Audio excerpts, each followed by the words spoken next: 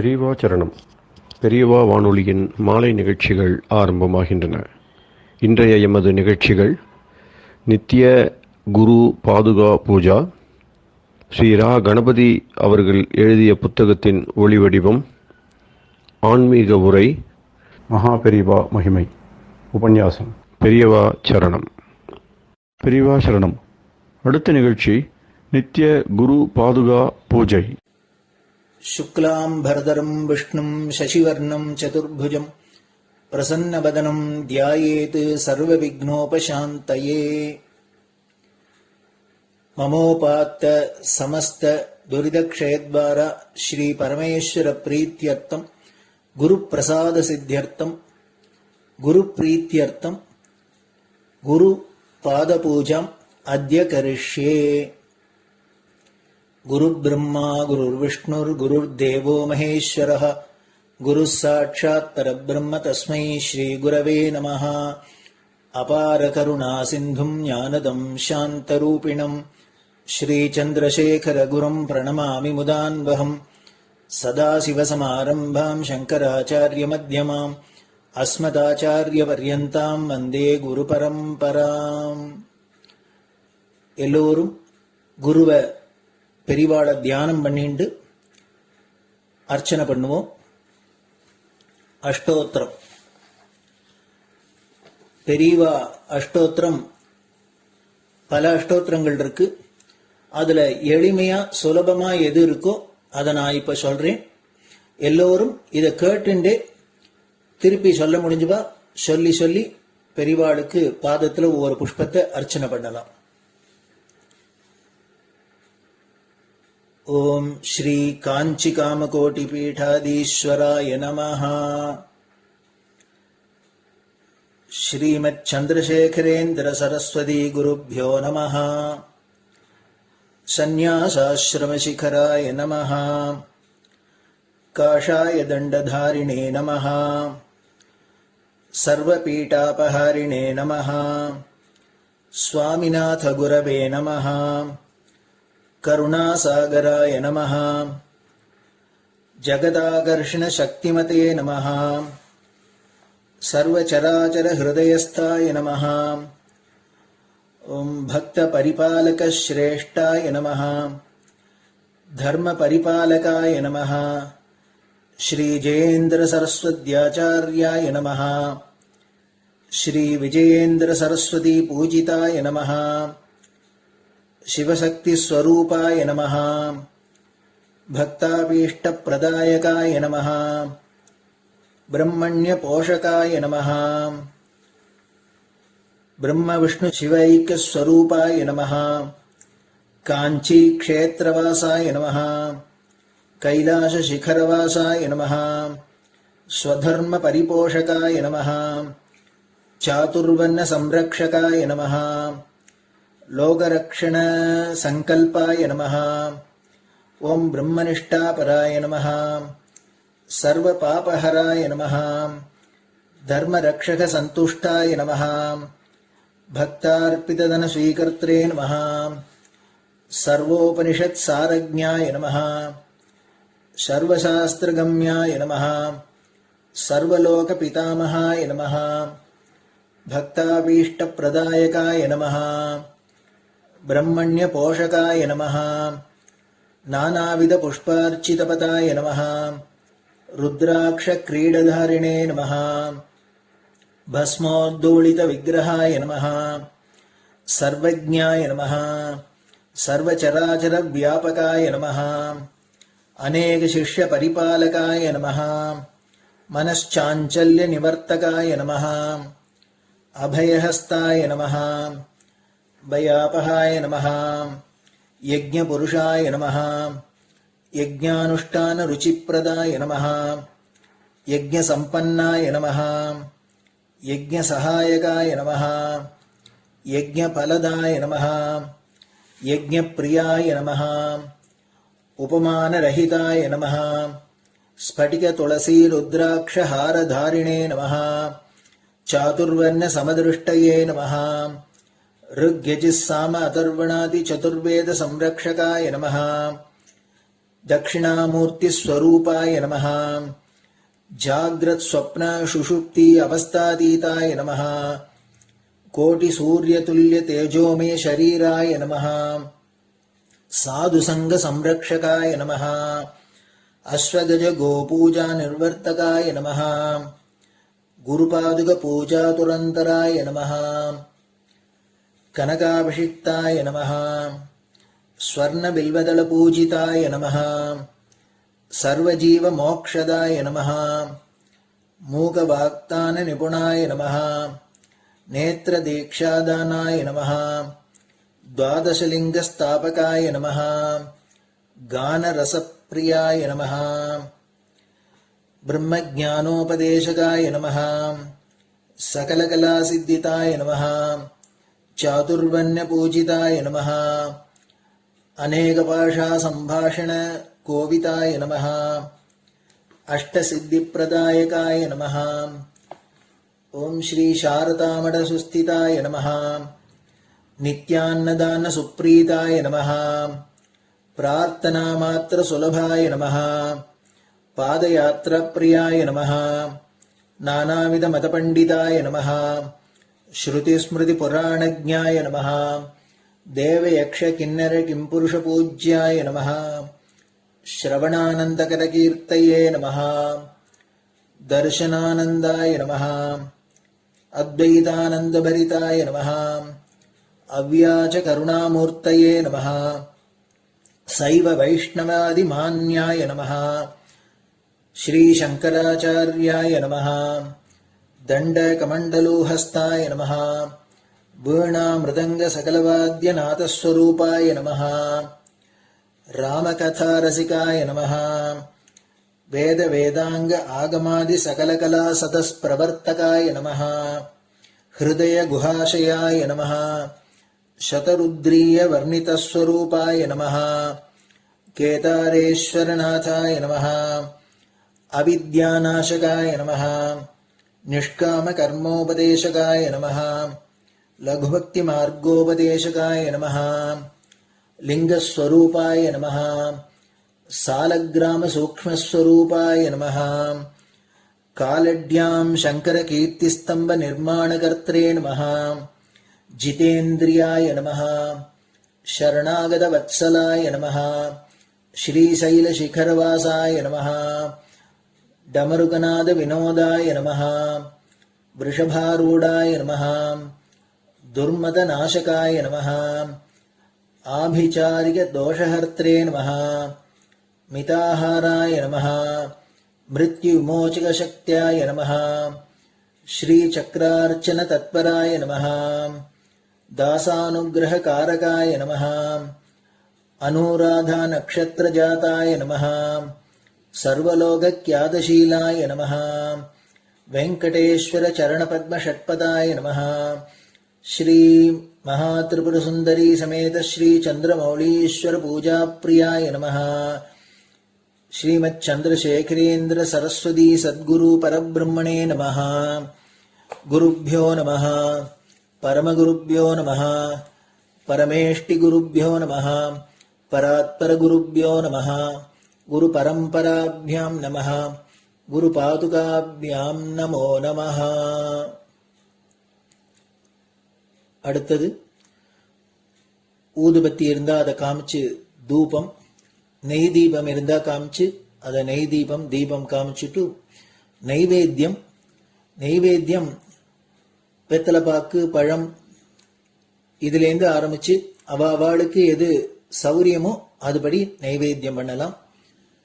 அதுக்கு அடுத்தது கற்பூர ஹாரத்தி பண்ணி எல்லோரும் பிரதட்சிண நமஸ்காரம் பண்ணி பெரியவாள்கிட்ட பிரார்த்தனை பண்ணிண்டு எல்லோரும் க்ஷேமமா இருக்கணும், லோகம் பரம மங்களமா சௌக்கியமா இருக்கணும், எல்லோரும் வியாதி வெக்க இல்லாத ஆயுராரோக்கிய ஐஸ்வர்யத்தோட சாந்தம் அமைதியோட ஞான வைராக்கியத்தோட எல்லோரும் நல்லவர்களாயிருந்து நன்மையை அடையணும்னு பிரார்த்தனை பண்ணி இந்த பூஜையை தினம் செய்யலாம். குரு பிரம்மா குருர் விஷ்ணுர் குருர் தேவோ மகேஸ்வரः குரு சாட்சாத் பரபிரம்ம தஸ்மை ஸ்ரீ குரவே நமஹ. அபார கருணா சிந்தும் ஞானதம் சாந்தரூபிணம் ஸ்ரீ சந்திரசேகர குரும் பிரணமாமி முதான்வகம். சதாசிவசமாரம்பாம் சங்கராச்சாரிய மத்யமாம் அஸ்மதாச்சாரிய பர்யந்தாம் வந்தே குரு பரம்பராம். குரு பாத பூஜை நிறைவடைஞ்சது. பெரியவா சரணம். பெரியவா சரணம். பெரியவா வானொலியில் நேயர்கள் அடுத்து கேட்க இருப்பது ஸ்ரீ ரா கணபதி அவர்கள் எழுதிய புத்தகத்தின் ஒளி வடிவம். அளிப்பவர் ஸ்ரீமதி உமா சங்கர் அவர்கள். தேனினும் இனிய சொல்லான் தீச்சுடர் மேனி கொண்டான் ஊனுயிர்க்குயிரதான ஒன்றினைக் கலந்து நின்றான் ஏனினிக் கவலை நெஞ்சே இன்றுனக் அருள் செய்தான் இஞ்ஞானவான் காமகோட்டி நாதனை நம்புவோமே. ஜெயசங்கர ஹரஹர சங்கர. மகாபெரியவாளின் உபன்யாசங்களை ரா கணபதி அண்ணா தெய்வத்தின் குரல் என்ற பெயரில் 7 பாகங்களாக தொகுத்து அளித்ததின் 5ஆம் பாகத்தின் அடுத்த பகுதி ஸ்ரீசங்கர சரிதம். சிவசக்தி தர்சனம், சிவலிங்கங்களும் சக்தி ஸ்துதியும். மாதா பிதா குரு என்பதில் குரு தர்சனம் ஆனதும் மாதா பிதாக்களை பார்க்க ஆசைப்பட்டார். சிஷ்யராக அடங்கியிருந்த மாதிரி குழந்தையாக அடங்கியிருக்க ஆசைப்பட்டார். யார் மாதா, யார் பிதா? மாதாச்ச பார்வதி தேவி, பிதா தேவோ மகேஸ்வரகா என்று அவரே சொல்லி இருக்கிறார்.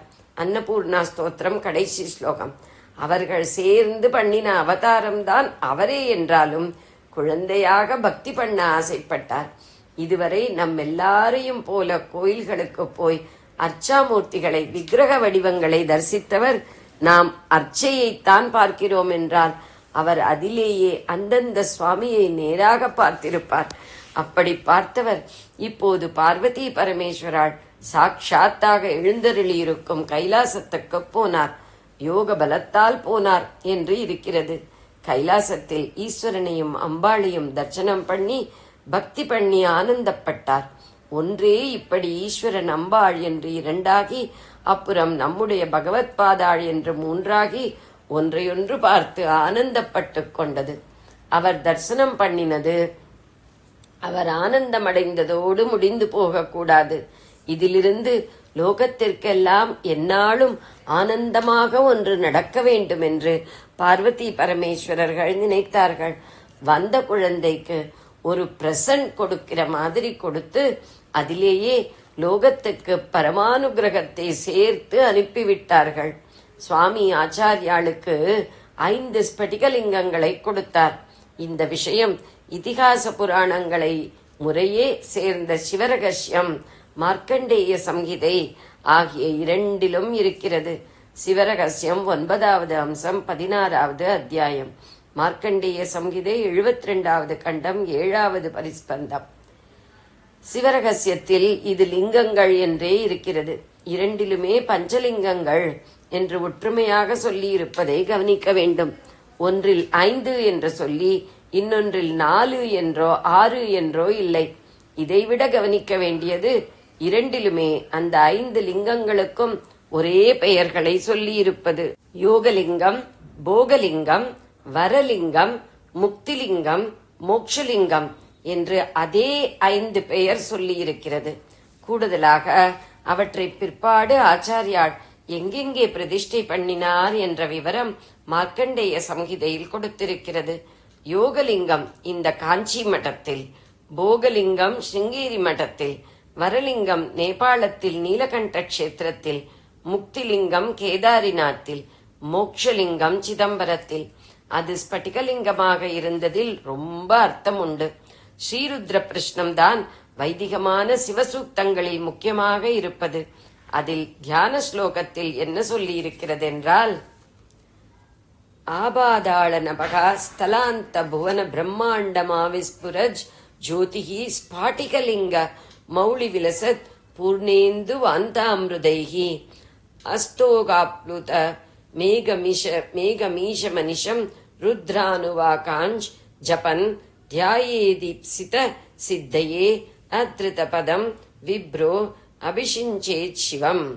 வேதமந்திர பூர்வமான பூஜை பண்ணுவதற்குரியவனான ஒரு விப்ரண பூஜையினால் இஷ்ட சித்தி அடைய வேண்டுமானால் இந்த ருத்ர பிரஷ்னம் என்ற அனுவாகத்தை, வேதத்தின் செக்ஷனை ஒரே ஓட்டமாக ஓடாமல் அத்ருத பதம் என்பதற்கு அதுதான் அர்த்தம், சொல்ல வேண்டிய முறையில் ஜபம் செய்தபடி சிவனுக்கு அபிஷேகம் பண்ணணும் என்பது ஸ்லோகத்தின் கடைசியில் சொன்ன விஷயம்.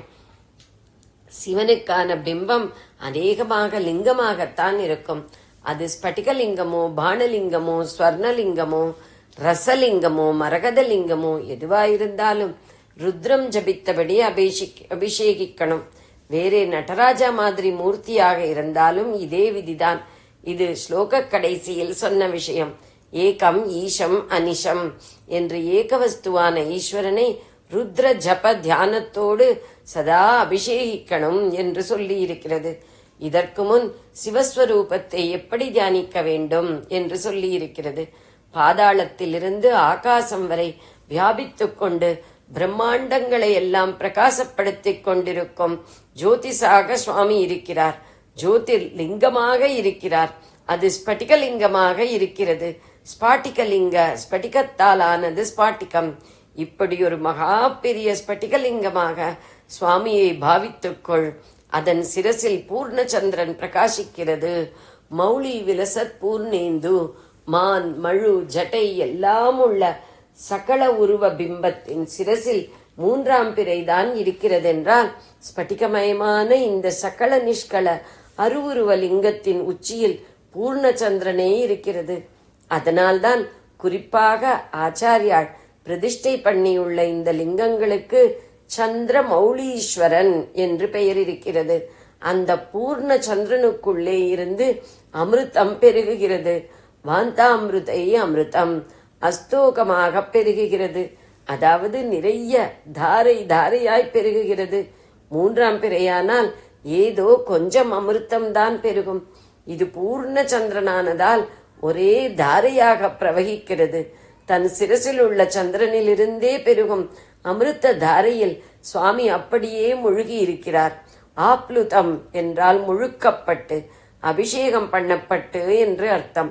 அவர் நீயும் துளி ஜலம் விட்டு அபிஷேகம் பண்ணினால் ஆனந்தமடைகிறார்.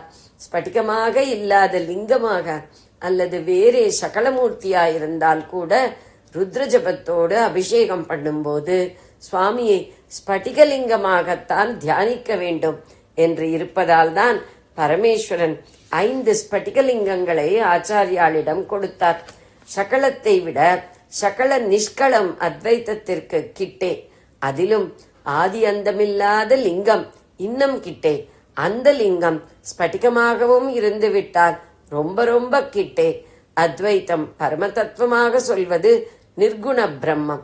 ஸ்பட்டிகம் ஒரு கலரிலும் வராமல் டிரான்ஸ்பரண்டாக ஒளி ஊடுருவும்படி இருந்து கொண்டு நிர்குண தத்துவத்துக்கே ரூபகமாயிருக்கிறது. ஸ்பட்டிகம் பரபிரம்மம் மாதிரி நிஷ்களங்கமானது, நிர்மலமானது, சுப்ரமானது. எந்த கலர் புஷ்பத்தால் அர்ச்சித்தாலும் உள்ளே அந்த டால் அடித்து அந்த கலர் மாதிரியே ஸ்பட்டிகலிங்கம் தோன்றும். மாயை ஆரோபிக்கும் அத்தனை ரூபங்களுக்கும் குணங்களுக்கும் நிர்குண பிரம்மம் இடம் கொடுத்து அது அதுவாகவும் தோன்றுவது போலத்தானே இது.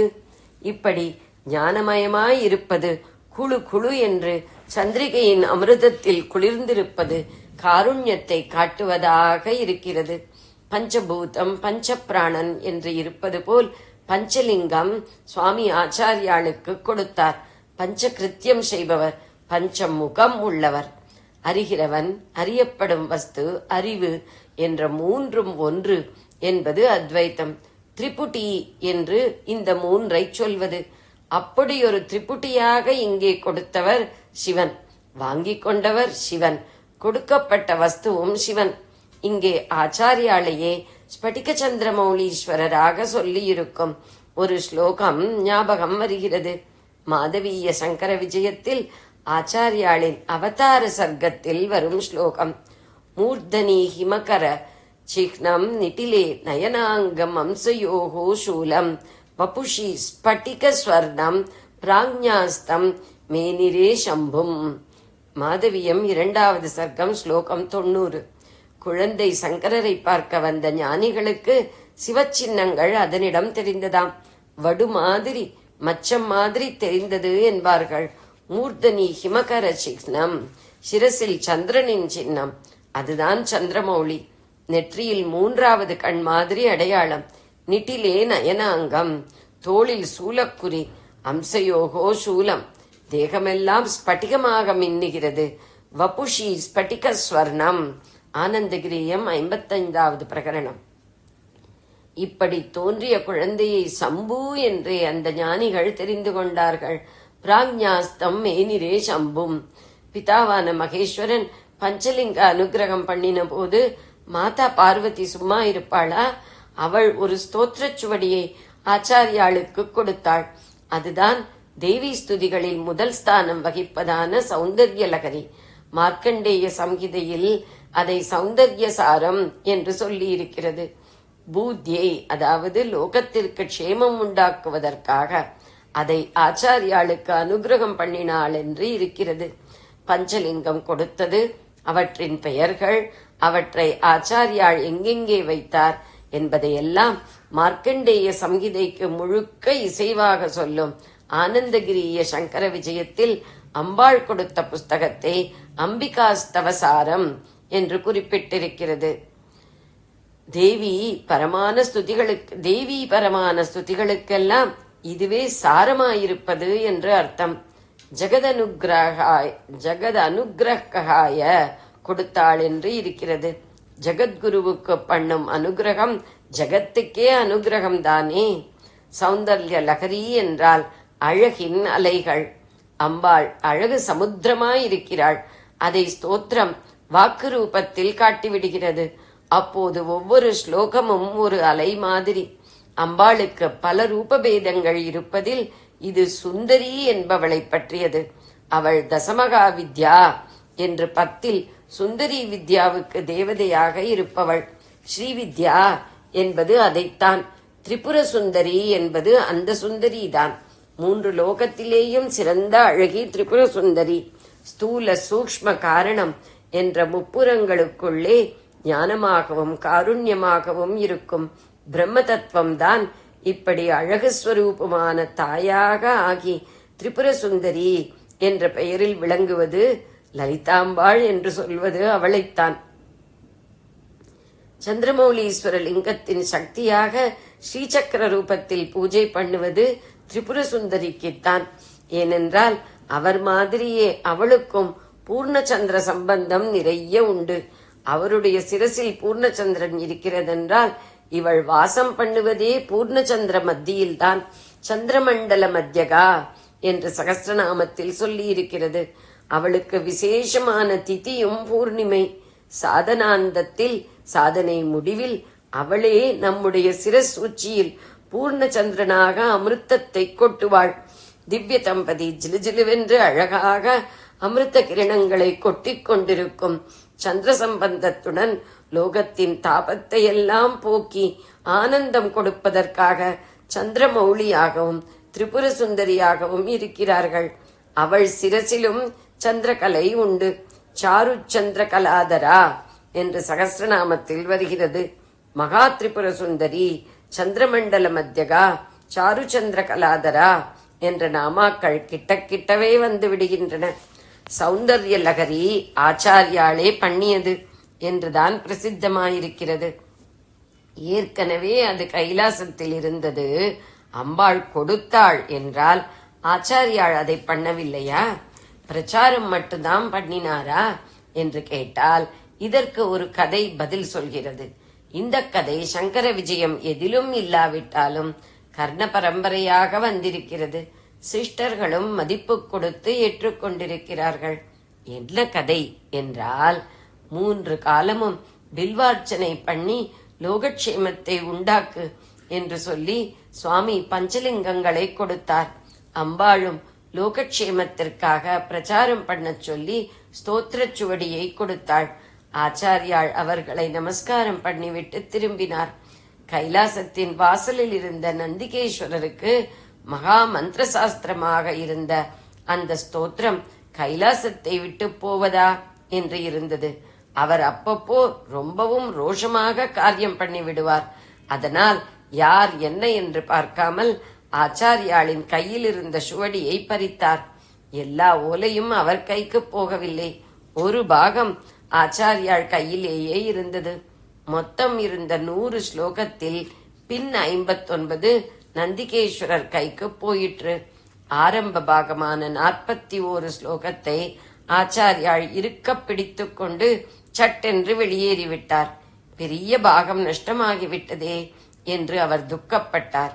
அப்போது அம்பாள் அசரீரி வாக்கில், எல்லாம் என் லீலைதான், அந்த 59 நீயே பூர்த்தி பண்ணிவிடு, உன் வாக்காலேயே ஸ்தோத்திரம் கேட்கணும், அது கைலாச சொத்தான ஸ்தோத்திரத்தோடையே அதற்கு சமதையாக சேர்ந்து பிரகாசிக்கணும் என்றுதான் இப்படி நடக்க பண்ணினேன் என்றாள். ஆச்சாரியாள் ரொம்பவும் சந்தோஷத்துடன் அப்படியே 46ஐ 100ஆக்கி பூர்த்தி பண்ணிவிட்டு, என் வாக்கா, உன்னுடையதேயான வாக்கால் தான் உனக்கென்றே இந்த ஸ்தோத்திரம் ஏற்பட்டது. த்வதீயாபிர் வாக்பிஸ் தவ ஜனனி வாஷாம் ஸ்துதிரியம் என்று பரமவினயத்தோடு முடித்து அவளுக்கு அர்ப்பணம் பண்ணினார். இப்படி கதை இருக்கிறது. ஆச்சாரியாள் பண்ணிய 59 ஸ்லோகங்களில்தான் அம்பாளின் ஸ்வரூப வர்ணனை, கேசாதி பாதம் அவளுடைய சௌந்தர்ய அலைகளாக வருகிறது. இதில் 3வது ஸ்லோகத்தில், அதாவது முழு நூலின் 44வது ஸ்லோகத்தில் சௌந்தர்ய லகரி என்ற பதப்பிரயோகமே பண்ணியும் இருக்கிறார். அதனால் மொத்த நூலையும் அந்த பெயரில் சொன்னாலும் முதல் 41 ஆனந்த லகரி என்றும் பின் 59 மட்டுமே சௌந்தர்ய லகரி என்றும் குறிப்பிடப்படுகின்றன. முதல் பாகத்தில் 8வது ஸ்லோகத்தில் ஆனந்த லகரி என்று சிவானந்த லகரி என்று வருகிறது. கைலாசத்தில் ஆச்சாரியாளுக்கு கிடைத்த ஸ்தோத்திரத்திற்கு மார்க்கண்டேய சம்ஹிதை, ஆனந்தகிரியம் இரண்டிலுமே சௌந்தர்ய லகரி என்று பெயர் சொல்லாமல் சௌந்தர்ய சாரம் என்றும் அம்பிகா ஸ்தவசாரம் என்றும் பெயர் சொல்லியிருப்பது கர்ண பரம்பரை கதையின் பிரமாண்யத்துக்கு பலம் சேர்ப்பதாக தோன்றுகிறது. முதல் பாகம் சுந்தரியை பற்றிய மந்திர சாஸ்திர சாரம். பாக்கியை நந்திகேஸ்வரர் வழிப்பறி செய்தாரே என்று எனக்கு ரொம்ப சந்தோஷமாக இருக்கிறது. அவருக்கு ரொம்ப நன்றி தெரிவிக்கணும் போல் இருக்கிறது.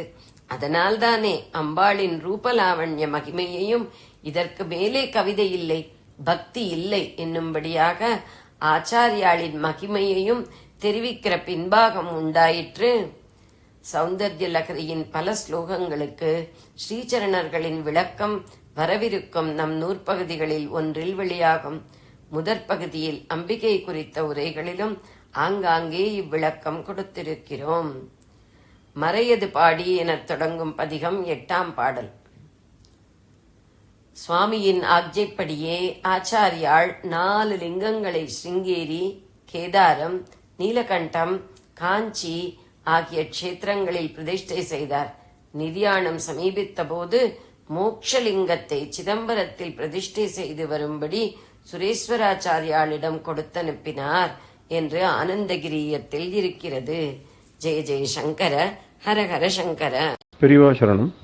இந்நிகழ்ச்சியின் அடுத்த பகுதி நாளை மாலை இதே நேரத்தில் ஒளிபரப்பாகும்.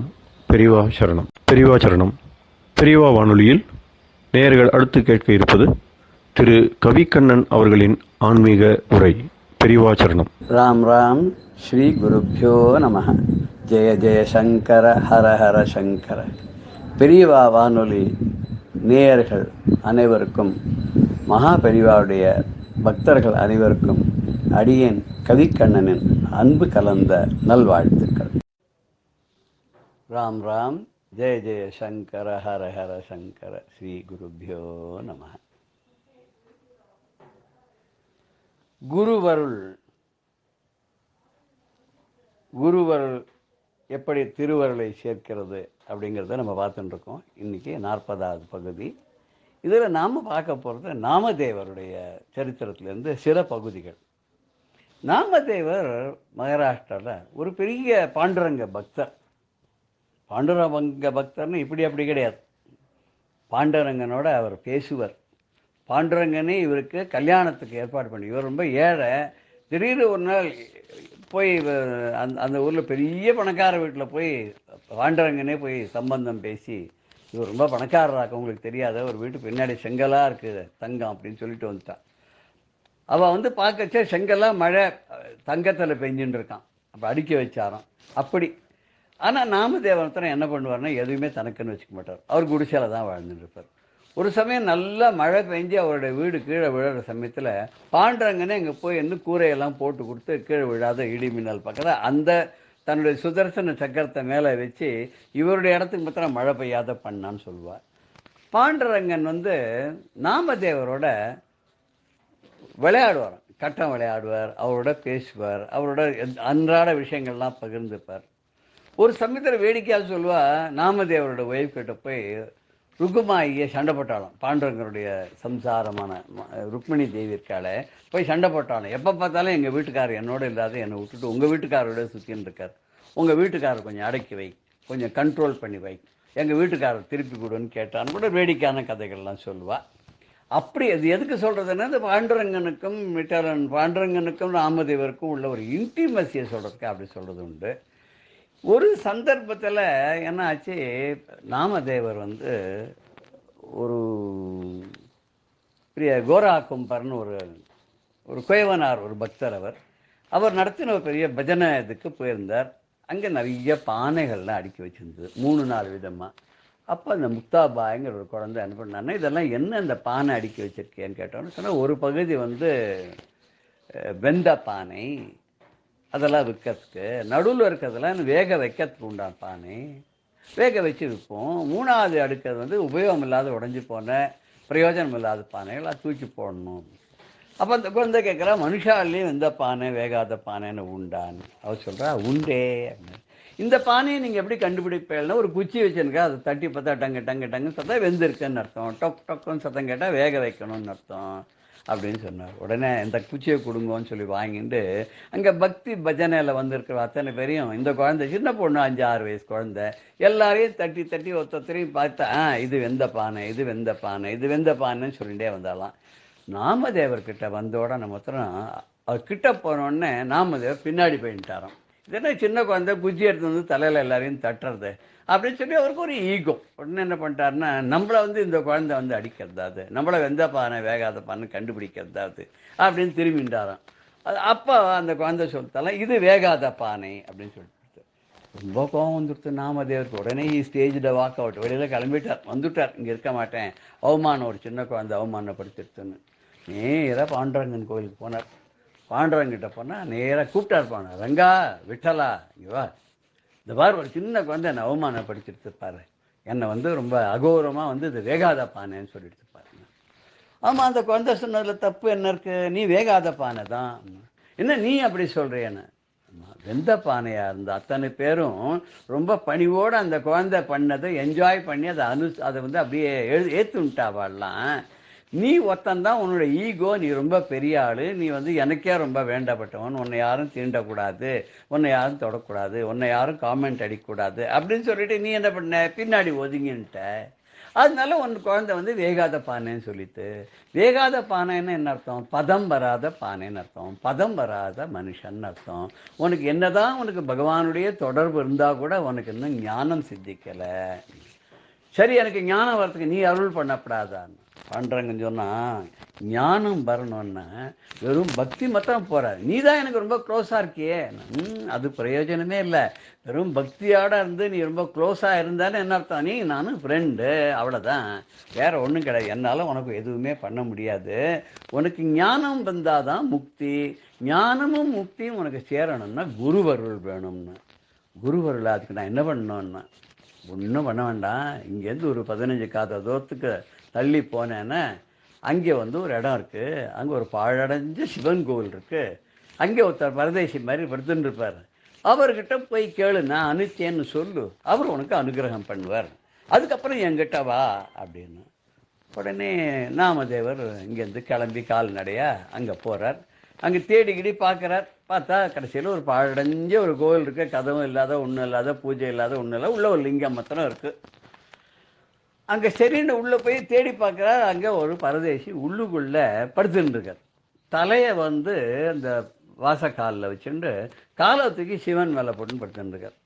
அவர் யாருன்னு சொல்லுவா. சில பேர் சிவனே வந்து படுத்துட்டு இருந்தார்னு சொல்லுவா. சில பேர் சொல்லுவா சாரங்க தேவர் அப்படின்னு சொல்லி ஒருத்தர் ஒரு பெரிய தபஸ்வி, அவர் தான் இருந்தார், அவர் தான் குரு அப்படின்னு சொல்லுவா. இங்கே நாமதேவர் அவர்கிட்ட கிட்ட போய் பார்த்தா இவர் இந்த மாதிரி சிவலிங்கத்து மேலே காலை போட்டுன்னு படுத்துன்னு இருக்கார். அடாடாடாடா, இவர் கொஞ்சம் கூட மரியாதையே இல்லையே, இவர் வந்து ஒரு சுவாமி மேலே கால் போட்டு படுத்துக்கிற அளவுக்கு இவருக்கு என்ன அவ்வளவு கர்வியாக இருக்காரே இவர்கிட்ட போய் அனுகிரகம் வாங்கிட்டு வா, குருக்கிட்ட உபதேசம் வாங்கிட்டு வா அப்படின்னு சொல்லி பாண்டுரங்க அனுப்பிச்சான்னு. என்ன வேடிக்கை அப்படின்னு சொல்லிட்டு அவர் ஆச்சரியமாக பார்க்கும்போது அவர் கேட்குறார், என்னப்பா பாண்டுரங்கன் அனுப்பிச்சானா, உன்னை பற்றி எல்லாம் சொல்லிட்டான் வா அப்படின்னு கூப்பிட்டார். உடனே அவன் சொன்னான், ஓய் உம்மக்கிட்ட போய் பாண்டுரங்க அனுப்பிச்சானு ரொம்ப ஆச்சரியமாக இருக்கு. இது என்ன நீ சிவலிங்கத்தின காலை போட்டு உட்காந்துன்னு இருக்க, இது என்ன நியாயமா தர்மமா, அது பாபம் இல்லையான்னு. சரிப்பா ஒன்று பண்ணேன், எங்கே சிவலிங்கம் இல்லையோ அங்கே எனக்கு வயசாகிடுச்சு இல்லையா, படுத்துட்டு இருக்கேன் இல்லையா, என் காலத்துக்கு அங்கே வச்சுவிடு அப்படின்னார். இவன் என்ன பண்ணான்னா அந்த காலை எடுத்து இந்த சிவலிங்கத்தை சுற்றி அப்படி வச்சுட்டே வந்தான். எங்கே வச்சாலும் அங்கே ஒரு சிவலிங்கம் வர ஆரம்பிச்சுட்டு. அப்போ தான் தெரிஞ்சது 12 சிவலிங்கம் வந்து தான் இன்றைக்கி இருக்குன்னு சொல்கிறான் அந்த இடத்துல. அப்போ தான் தெரிஞ்சது. உடனே சிவபெருமான் அருள் பண்ணார். யாரும் இல்லைப்பா, நான் தான்ப்பா.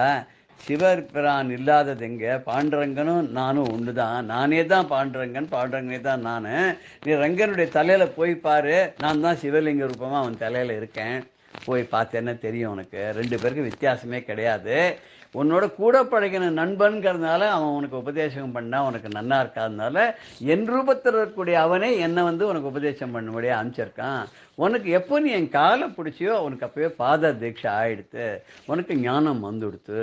இனிமேல் எல்லாமே உனக்கு பாண்டுரங்கனாவே தெரியும், ஒன்றும் கவலையே படாத, இது தாராளமாக போய்க்கோன்னா நேராக நன்றி சொல்கிறதுக்காக பாண்டுரங்கன்கிட்ட வந்துவிட்டார் நாமதேவர். வர வழியில் எதை பார்த்தாலும் பாண்டுரங்கனா இருக்குது. அப்போ யார்கிட்ட வேணாலும் சொல்லாமே. சரின்னு நம்மனா நேராக வந்தால் பீமா நதி கரையில் உட்காந்துட்டார் தியானத்தில். அதுக்குள்ளே என்ன ஆச்சு, இவரோட சம்சாரம் போன ஒரு ஆளை காணமே தேடின்னு வந்தால் பீமா நதி கரையில் உட்காந்து தியானத்தில் இருக்கான்னு சொல்லி எல்லாரும் வந்து சொன்னான்னு சொல்லி இவரோட ஒய்ஃப் என்ன பண்ணால் சம்சாரம் அங்கேன்னு தேடின்னு வந்தார் பீமா நதிக்கு. கை நிறைய ரொட்டி நெய் சக்கரெல்லாம் எடுத்துன்னு வந்து அவர் முன்னாடி வச்சு காத்துட்டு வந்தால் அவர் கண்ணை திறக்கிற மாதிரி இல்லை. கண்ணை திறக்கிற போது சாப்பாட்டு உடனே அவள் போயிட்டா. ஒரு கொஞ்ச நாள் கழிச்சு கண்ணை திறக்கிறார். அப்போ ஒரு நாய் வந்தது, அந்த ரொட்டியெல்லாம் தூக்கின்னு ஓடிவிட்டு. இவர் என்ன பண்ணார், கையில் சர்க்கரை டப்பாவையும் நெய் டப்பாவையும் எடுத்து அந்த நாயை துரத்தின்றே போகிறார். நாயை பிடிக்கவே முடியல.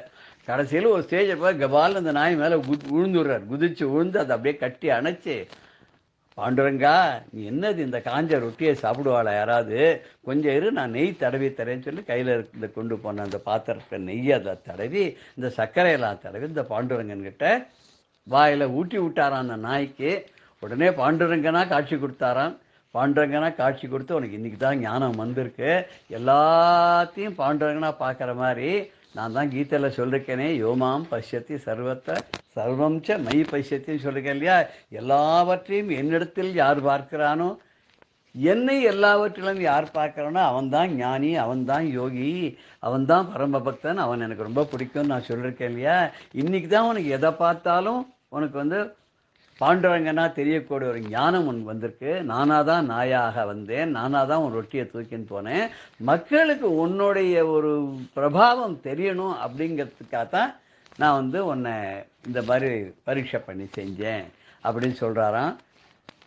இந்த நாமதேவர் வந்து கிட்டத்தட்ட 1 கோடி அபங்கங்கள் எழுதணும்னு, அபங்கம்னு சின்ன சின்ன பாடல்கள், அந்த திருமூலர் திருமந்திரம் மாதிரி அது மாதிரி எழுதணும்னு அவர் பிரதிஜை பண்ணிட்டார். அதனால் அவரை அவ்வளோ பண்ண முடியல, கிட்டத்தட்ட ஒரு 2/3 தான் பண்ண முடிஞ்சதுன்னு சொல்லுவாள். அந்த 2/3 போக மீதி இருக்கிற 1/3 அவர் கம்ப்ளீட் பண்ணுறதுக்காக அவர் மறுபடியும் இன்னொரு அவதாரம் எடுக்கும்படியே ஆச்சான். இந்த உடம்பை அவர் விட்டுவிட்டு அடுத்த அவதாரத்துக்கு போகும்போது இந்த பாண்டுரங்கனுடைய கோவிலுக்கு உள்ளே நுழையும் போது அந்த 2வது படியில் அங்கே தான் ஏறும்போது அவருடைய ஆன்மாவானது பிரிந்ததுங்கிறனால அந்த உடலை அங்கேயே வந்து அடக்கம் பண்ணிட்டான்னு சொல்லுவாள். அந்த இடத்துல அந்த படியில் இன்றைக்கும் அவருடைய முகம் மாதிரி வச்சுருப்பா. அதனால அந்த படி வழியாக யாரையுமே உள்ளே விட மாட்டா. சைடில் இன்னொரு வாசல் வழியாக தான் நம்ம உள்ளே போகணும். பாண்டுரங்கன் கோவிலுக்கு நம்ம உள்ளே போகணும். அந்த நாமதேவருடைய படினே அதுக்கு பேர். நேராக கோவிலை பார்த்து போகும்போது அந்த அந்த வாசலில் 2வது படியிலேயே அவருடைய தலை மாத்திரம் சிலாத கிராமம் அங்கே இருந்துருக்கும். அந்த நாமதேவர் அடுத்த அவதாரத்தில் தான் துக்காராம் சுவாமிகளாக பிறந்து மீதி அபங்கங்களெல்லாம் முடித்தார்னு சொல்லுவாள். கடைசியில் துக்காராம் சுவாமிகளுக்கு ஆகாசத்துலேருந்து புஷ்பக விமானத்தை சுவாமி அனுப்பிச்சு சன்னதியிலேருந்தே அப்படியே அதில் ஏறி போனார். போகும்போது பாண்டுரங்கன்க மேலேருந்து கேட்டானா, என்ன வெறுங்கையோட வர, உன்னோட தம்பூரா என்னாச்சுன்னு. அவர் மறுபடியும் கீழே வந்து தம்பூராவையும் வாங்கிட்டு அதே புஷ்பக விமானத்தில் திருப்பி மறுபடியும் வந்து பாண்டவர்களுடைய திவ்ய இடமான வைகுண்டத்துக்கே போயிட்டார் அப்படின்னு சொல்லுவா. போயிட்டு அங்கே போய் தன்னுடைய அபங்கங்கள்லாம் பாடிட்டு இருந்தார் அப்படின்னு சொல்லுவா. நாமதேவரும் துக்காராம் சுவாமிகளும் ஒன்று தான். அதனால தான் நீங்கள் படக்காவெல்லாம் பார்த்தா நாம்தேவ் துக்காராம் ஜி அப்படின்னு சொல்லி சேர்த்து தான் சொல்லுவாள், தனித்தனியாக சொல்ல மாட்டாள். இப்போ நம்ம வியாசராயரே வந்து ராகவேந்திர சுவாமிகளாக வந்தார் அப்படின்னு நம்ம சொல்கிறோம் இல்லையா, அதே மாதிரி தான் நாமதேவரே மீண்டும் அடுத்த அவதாரத்தில் துக்காராம் சுவாமிகளாகவும் வந்து மீண்டும் பல லட்சக்கணக்கான அபங்கங்கள்லாம் பாடினான்னு சொல்கிறார். இன்றைக்கும் மராட்டியில் இருக்கக்கூடிய அந்த அபங்கங்கள்லாம் பாட கேட்கறதுக்கு ரொம்ப அனுபவித்து பாடுறதுக்கு நம்ம துக்காராம் கணபதி அவர்கள் மகராஜன் சொல்லியிருக்கார் நம்ம ஊரில் கடையநல்லூர். அவர் நிறைய அவருடைய பிள்ளையெல்லாம் இந்த அபங்கங்கள்லாம் ரொம்ப பிரபலப்படுத்தின்னு இருக்கா. நிறைய பேர் கச்சேரியில் கூட பாம்பேலேருந்து வந்திருக்கக்கூடிய நிறைய வித்வான்கள் விதுஷிகள்லாம் கூட நிறைய பேர்லாம் பாடுற அபங்கங்கள்லாம் கேட்கறதுக்கு ரொம்ப சந்தோஷமாக இருக்கும். நாம சங்கீர்த்தனத்தில் பஜனை பద్ధதியில் அபங்கங்களுக்கு ரொம்ப முக்கியமான இடம் உண்டு. உடையாளூர் கல்யாணராமன் மாதிரி பெரிய பெரிய பிரபலமான பாகவதாலாம் அதெல்லாம் பாடிட்டு இருக்கா. ஹரிதாஸ் சுவாமிகள் இருந்தபோது அவர் வந்து அபங்கத்துக்கு ரொம்ப இம்பார்ட்டன்ஸ் கொடுத்தார். விட்டல்தாஸ் மகராஜும் அபங்கங்கள்லாம் நிறைய பாடுறார் பாண்டுங்கனுக்கு. இன்றைக்கும் அபங்கத்துக்காக தனியாக ஒரு விழாவே அவர் கொண்டாடுறார். கோவிந்தபுரத்தில் தட்சிண பண்டரிபுரத்தில் எல்லாரும் இதெல்லாம் நேராக போய் பார்த்து அனுபவித்தாதான் அவளுக்கு அந்த சுக அனுபவம் எப்படிங்கிறது புரியும் அப்படின்னு சொல்லி இன்றைய நிகழ்வை நம்ம நிறைவு செய்கிறோம். ஜெய ஜெய சங்கர ஹரஹர சங்கர ஸ்ரீ குருப்யோ நம. ராம் ராம். வாழ்க வளமுடன். பெரியவா சரணம். இந்நிகழ்ச்சியின் அடுத்த பகுதி நாளை மாலை இதே நேரத்தில் ஒளிபரப்பாகும். பெரியவா சரணம். பெரியவா சரணம்.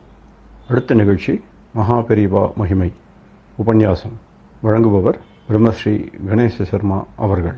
அபார கருணா சிந்தும் ஞானதம் சாந்தரூபிணம் ஸ்ரீ சந்திரசேகர குரும் பிரணமாமி மதான்வகம். கிருஷ்ணருக்கு ஒரு பெருமை என்ன அப்படின்னா, 2 பேருக்கு ரொம்ப ஃப்ரெண்டு. எந்த 2 பேருக்கு அப்படின்னா, இடையர்கள் அப்படின்னு சொல்லக்கூடிய அந்த கோபாலர்களுக்கு, அந்த கோபர்களுக்கெல்லாம் இவர் ரொம்ப ஃப்ரெண்டு. அந்த இடக்குழந்தைகளுக்கெல்லாம் இவர் பசங்களுக்கெல்லாம் ரொம்ப ஃப்ரெண்டாக அவளோடையே தான் எப்பொழுதும் தெரிஞ்சிருந்து. அதே மாதிரி அங்கே உள்ள மாடுகளுக்கெல்லாம் இவர் ரொம்ப ஃப்ரெண்டு. மாடு கண்ணுக்கு இவர் ரொம்ப ஃப்ரெண்டு. இந்த பசுக்களை காப்பாற்றுறதுனாலேயே, அந்த கோபர்களை காப்பாற்றுறதுனாலேயே, அவளுக்கு ரொம்ப பிரியமாக இருந்ததுனாலே, அவளோட அவளாக இருந்ததுனாலே அவருக்கு கோபாலன் கோபாலன்லாம் பேர். அதே போல தான் அந்த கோபாலன் தான் சாட்சாத் பெரியவாளும். இந்த சாட்சாத் பெரியவா எப்படி சின்ன பசங்களுக்கெல்லாம் ரொம்ப ஃப்ரெண்டாக இருந்தா, சின்ன பசங்களுக்கு சின்ன பசங்களாக இவரும் இருந்தார் அப்படின்னு, கிழவருக்கெல்லாம் கிழவர், சின்ன பசங்களுக்கு சின்ன பசங்களாக இருந்தார் அப்படிங்கிறதெல்லாம் பல நிகழ்ச்சிகள் மூலிமா நாம் பார்க்குறோம். எப்படி அந்த பசங்களோட அவளுக்கு சமமாக அந்த மனோபாவத்துக்கு ஏற்றாப்புல ஈடு கொடுத்துன்னு பெரியவா விளையாடிந்தா அப்படின்னு பார்க்குறோம். ஒரு நாளைக்கு பெரியவா தரிசனம் கொடுக்குறதே ஒரு சின்ன வாண்டு பையன் அப்பா அம்மா அழிச்சுன்னு வந்திருக்கா வந்தா. அந்த பையன் என்ன பண்ணா, திடீர்னு பெரியவா கிட்ட வந்து உட்காந்து ஒரு நோட்டை நீட்டி, எனக்கு ஆட்டோகிராஃப் போட்டு கொடுங்க தாத்தா அப்படின்னா. ஆட்டோகிராஃப் கேட்குறான் பெரியவா கையெழுத்த. அந்த குழந்தைக்கு பழக்கம் போல இருக்கு, யாரை பார்த்தாலும் விஐபிஸ்லாம் ஆட்டோகிராஃப் கையெழுத்து வாங்குறவளோ இல்லையா, அதை மாதிரி இது பெரிய விஐபி ஆச்சே. இவர்கிட்டையும் வந்து கேட்டால் அப்பா அம்மாலாம் சங்கோஜப்படுறா, இந்த குழந்தை இப்படி கேட்கும்னு எதிர்பார்க்கல. இல்லை அப்படிலாம் கேட்கக்கூடாது அப்படின்னு தடுக்கிறா. பெரியவா சொன்னா, குழந்தைய ஒன்றும் பண்ணாத, அவன் என்கிட்ட பேசிக்கிறான், நான் பேசிக்கிறேன் அவனோட அப்படின்னா. இன்னும் பெரியவா சொன்னா, நான் ஒன்ன மாதிரி சின்ன பையனாக இருக்கிறதே பேனா பிடிச்சி எழுதியிருந்தேன், இப்படி தலையை தொட்டு காமிச்சு நான் இப்படி சாமியார் ஆனதுக்கப்புறம் மொட்டையடிச்சினதுக்கப்புறம் எழுதுறதே இல்லைப்பா, எனக்கு எழுதுறதே விட்டு போயிடுத்து, இப்போ எழுத தெரியல அப்படின்லாம் அந்த குழந்தைகிட்ட சொன்னான். குழந்தைக்கு இந்த விவரம்லாம் புரியுமா? ஏதோ கையெழுத்து கேட்டால் போட்டு தர மாட்டேங்கிற அந்த குழந்தைக்கு என்ன சொல்கிறதுன்னு தெரியல. அந்த குழந்தைகள் தானே ஏமாந்து போயிடும். கையெழுத்து ஆட்டோகிராஃப்னு வாங்கி கைக்கு கொடுத்தாக்க சந்தோஷமாக இருக்கும்.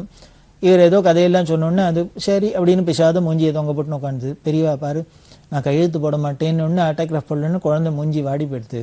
குழந்தைக்கு மூஞ்சி வாடப்படாது அப்படின்ட்டு ஸ்ரீகாரியத்தை கூப்பிடு அப்படின்னா மடத்து மேனேஜர் வந்தால் அவர்கிட்ட சொல்கிறா, இந்த குழந்தைக்கு என்னோட கையெழுத்து வேணுமா, ஆட்டோகிராஃப் வேணுமா, நீ ஒன்று பண்ணி இந்த நோட்டை வாங்கிட்டு போய், இப்போ நான் எல்லாருக்கும் ஸ்ரீமுகம்லாம் கேட்டால் நான் என் பேரில் தானே ஸ்ரீமுகம் கொடுக்குறேன், அந்த ஸ்ரீமுகம் எப்படி கொடுப்பேன் அப்படின்னா, ஏதோ அதில் விஷயத்தை கொடுத்துட்டோ அதில் கையெழுத்து எப்படின்னு நாராயண ஸ்மரணம் அப்படின்னு போட்டு பெரியவா பேருக்கு பதிலாக அந்த ஸ்ரீகாரியம் எழுத்து போட்டு இந்த மடத்துக்கு ஸ்ரீமுகம் அப்படின்னு ஸ்டாம்ப் இருக்குது, அதை குத்தி கொடுக்குற வழக்கம் இல்லையே அப்படின்னு. அதே மாதிரி இவனுக்கும் என் பேரை எழுதி அந்த ஸ்ரீமுகம் சீலை போட்டு அவனுக்கு கொடுத்துரும், அதுதான் என் ஆட்டோகிராஃப், அந்த மாமாட்ட போய் என் ஆட்டோகிராஃப் போட்டு கொடுப்பேன் அப்படின்னு. குழந்தைகள் தானே, அதுகளுக்கு என்ன தெரியும் வரும். சரி உடனே ஆஹா அப்படின்னு போச்சு. அவர் உடனே போட்டார், கையெழுத்தெல்லாம் போட்டு பெரியவா பேரை எழுதி அந்த சீலையும் போட்டு கொடுத்தார். இந்த குழந்தைக்கு ஒரே சந்தோஷம், முகம் வாடினது இப்போ பரம சந்தோஷமாக போயிடுது. ஏன்னா ஏதோ ஆட்டோகிராஃப் அப்படின்னா வாங்கி கிறுக்கி கொடுக்காத, இதுக்கு என்னமோ ஏகப்பட்ட சாங்கியம் இருக்குது, அங்கே அழிச்சுன்னு போய் சீலை வச்சு இதில் வச்சு நான் பெரிய ஆட்டோகிராஃப் வாங்கிட்டேன், பெரிய ஆட்டோகிராஃப்னே சிரிச்சுன்னே அந்த குழந்தை பரம சந்தோஷமாக வந்தது. உடனே அவனுக்கு பிரசாதம் கொடுத்தா அந்த குழந்தை கிளம்பி எடுத்தோம். அவள் கிளம்பினோன்னு பெரியவா கூப்பிட்டா கையெழுத்துட்டு. இந்த பையனை வந்தோடனே, அது சரி நீ என் கையெழுத்து கேட்டே நான் உனக்கு போட்டு கொடுத்தேன், அதேமாரி நீ உன்னோட கையெழுத்தை எனக்கு போட்டு தர வேண்டாமா அப்படின்னா, போட்டு கொடு அப்படின்னா. போடுறேன் அப்படின்னா. எங்கே போடணும்னே திருப்பி மேனேஜர் கூப்பிட்டேன் ஸ்ரீகரேந்தர். அவர்கிட்ட சொல்கிறா, இந்த குழந்தைய அழிச்சுன்னு போய் நம்ம மடத்தில் விசிட்டர்ஸ் புக்கு இருக்கும் இல்லையோ, அதாவது விசிட்டர்ஸ் புக்குன்னு இருக்கும் இல்லையோ, பெரிய விஐபிஸ்லாம் பிரைம் மினிஸ்டர் பிரசிடென்ட் இது மாதிரி பெரிய விஐபிஸ்லாம் வந்தால் அவள் வந்துட்டு போனது கிடையாதுமா, அங்கே ரெஜிஸ்டர் பண்ணிட்டு போவாளே, அந்த விஐபி ரெஜிஸ்டர் எடுத்து இந்த குழந்தையோட கையெழுத்தை வாங்கிக்கோ அப்படின்னு. அந்த குழந்தைக்கு சந்தோஷத்தை இனிமேல் புடிபடலை. பெரியவா எங்கள் எழுத்தை வாங்கினுட்டா நான் பெரியவாளுக்கு ஆட்டோகிராஃப் போட்டு கொடுத்தேன் அப்படின்னு பரம சந்தோஷமாக அந்த குழந்தை குதூகலமாக போகிறது. அந்த விஐபி ரெஜிஸ்டரில் அந்த குழந்தை கையெழுத்து போட்டு, ஒரு வாண்டு குழந்தை அது எங்கே கையெழுத்து போடுறதுன்னு காஞ்சி காமகோடி பீடத்தில் விஐபி ரெஜிஸ்டரில் அது பேரை போடுறது அப்படின்னா பெரியவா எவ்வளவு அந்யோன்யமாக பழகிறா அப்படிங்கிறது தெரியுது. ஏதோ அது கேட்டது போட்டு கொடுத்தோம் அப்படின்னா இல்லை. இதை மாதிரி தான் கிருஷ்ணரும் இருந்தார். அந்த கோபார்களோட இடையர்களோட இருக்கிறதே அவளுக்கு சரியா நடவுட பாவனையிலேருந்து பரமாத்மா அகோபாகியம் நந்தகோப விரஜோகசாம் என் மித்திரம் பரமானந்தம் பூர்ணம் பிரம்ம சனாதனம் அப்படின்னு சொல்லி ஆச்சரியப்படுறாளே, என்ன ஒரு பாக்கியம். அவளுக்கு என்ன ஏதானு பெருசா படிப்பறிவு இருந்ததா, இல்லை ஏதான ஐஸ்வர்யத்தில் ஏதான கோடீஸ்வரலாக இருந்தாளா, இப்படி எந்த ஆஸ்பெக்ட்ஸ்லையானு நம்ம போய் உறவு கொண்டாடுறாப்புல அவள் இருந்தாளா, இல்லை எப்போ பாரு மாடு கண்ணு புழுதி சேரு சகதி அப்படி இருக்கிறவாளோட அந்த இடையர்களாக இதுவும் போய் அந்யோன்யமாக உறவு கொண்டாடித்து. தங்கிட்ட எவ்வளவு பிரியம் இருக்குமோ அவ்வளவு பிரியம் அந்த பகவான் மேலே கிருஷ்ணன் மேலே இருந்தது. இது வெளியில தான் இருக்கு, கிருஷ்ணங்கிற வஸ்துவா வெளியில தான் இருக்கு. இருந்தா கூட அது வெளியில பார்க்குற ஒரு ஆப்ஜெக்டா தெரியாத உள்ளுக்குள்ள இருக்கிற ஆத்மஸ்வரூபமாவே அவளுக்கெல்லாம் பிரகாசிச்சுது தெரிஞ்சுது. அப்படின்னா அந்த அளவுக்கு அவர் அந்யோன்யமா இறங்கி, அதுதானே அவதாரங்கிறோம். அப்படிதான் இந்த அவதாரத்திலையும் பெரியவா யாரு போனாலும் அவளுக்கு நாம் எங்கேயோ பெரியவாள்கிட்ட இருக்கும், பெரிய பரமேஸ்வரன் சந்நிதியில் இருக்கும் அப்படின்லாம் நமக்கு ஒரு ஏதோ பிரமிச்சு நாம் ஏதோ அப்படியே ஸ்டன்னாகி நின்றுடாத, ஏதோ நம்ம தாத்தாவோட இருக்கும், நம்ம அப்பாவோட இருக்கும், நம்ம வீட்டில் ஒருத்தரோட பழகின்னு இருக்கும் அப்படிங்கிறாப்புல அந்த அளவுக்கு கீழே கொண்டு வந்து தான் இறங்கி வந்து நம்மளை அப்படி ஆலிங்கனம் பண்ணி இருக்கா. அதைத்தான் காமிக்கிறது. அப்படி இருக்கிற பெரியவா இந்த குழந்தைகளாக இருந்தால் நாம் எல்லாரும் கோபர்கள் மாதிரி கோபிகைகள் மாதிரி நம்ம எல்லாருக்கும் நம்மளோட ஒருத்தர் இருந்து பெரியவா நமக்கு ஆனந்தத்தை கொடுத்தா அப்படிங்கிறது. இதே போல பசுமாட்டுக்கெல்லாமும் எப்படி எல்லாம் பெரியவா பிரியமாக இருந்திருக்கா. இந்த கோசம்ரட்சணம் அப்படிங்கிறதுக்கு என்னெல்லாம் பண்ணியிருக்கா அப்படிங்கிறதையும் நாம் பார்க்கணும். நமது சனாதன மதத்தில் முக்கியமானது, ரொம்ப முக்கியமானது ரெண்டு. ஒன்று வேதம், ரெண்டாவது பசுக்கள்.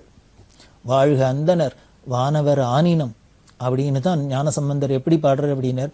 வாழ்க அந்தனர் வானவர் ஆனினம் அப்படிங்கிறார்.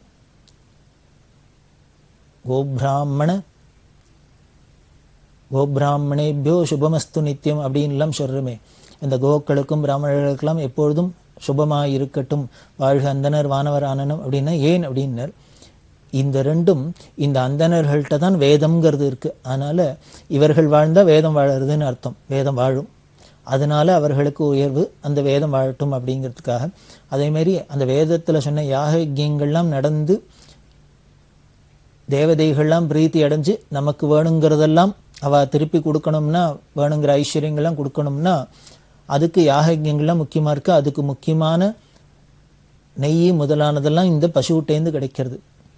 அதனால்தான் கோவையும் இந்த பிராமணனையும் ரொம்ப முக்கியமாக சொல்லியிருக்கு. சுவாமியே கீதையில் தானே சொல்கிறார், பரஸ்பரம் பாவேந்த அப்படிங்கிற. நீங்கள் ஒருத்தருக்கொத்தர் அந்யோன்யமாக இந்த வேதத்தை வச்சுன்னு அதில் சொன்ன சாஸ்திரப்படி நீங்கள் யாகங்கள்லாம் அனுஷ்டானங்களை பண்ணிட்டு தேவதைகள்லாம் பிரீத்தி பண்ணுங்கோ. அதில் பிரீத்தி அடைஞ்சாவா உங்களுக்கு மழை முதலான செல்வங்கள் எல்லாம் கொடுத்து உங்களுக்கு அவ உதவி பண்ணட்டும் அப்படின்லாம் சொல்கிறார் இல்லையா. ஒருத்தருக்கொத்தர் அந்யோன்யமாக இருன்னு சொல்கிறாரே, அதை நடக்கக்கூடியது இதனால தானே. அதுக்கு முக்கியமாக இருக்கிறது இந்த பசு. அந்த பசுவை நாம் எப்படி பாதுகாக்கணும்னு தாய் மாதிரி பாதுகாக்கணும் சாஸ்திரம் சொல்கிறது. ஒரு மனுஷனுக்கு 3 அம்மா. அந்த 3 அம்மா யார் அப்படின்னு இது பெரியவா சொல்கிறது. 3 அம்மா யாருன்னர், முதல்ல நம்மளை பெத்த அம்மா மாதா, அடுத்தது நாம் எந்த இடத்துல பிறந்தோமோ அந்த பூமி பூமாதா, தாய் மண் அப்படின்னு சொல்கிறோம், அந்த பூமாதா. 3வது என்னன்னர், நமக்கு எல்லாருக்குமே பாலூட்டி நமக்கு ஒரு வளர்க்குற கோமாதா. அதனால் மாதா, பூமாதா, கோமாதா, இந்த 3 தாயையும் நாம் ஒரே மாதிரி பாதுகாக்கணும் அப்படிங்கிறது தான் சாஸ்திரமும் சொல்கிறது, பெரியவாளும் அர்த்தம் சொல்கிறான். அதனால் வயசான அம்மா இருந்தால் எப்படி பாதுகாப்போம்?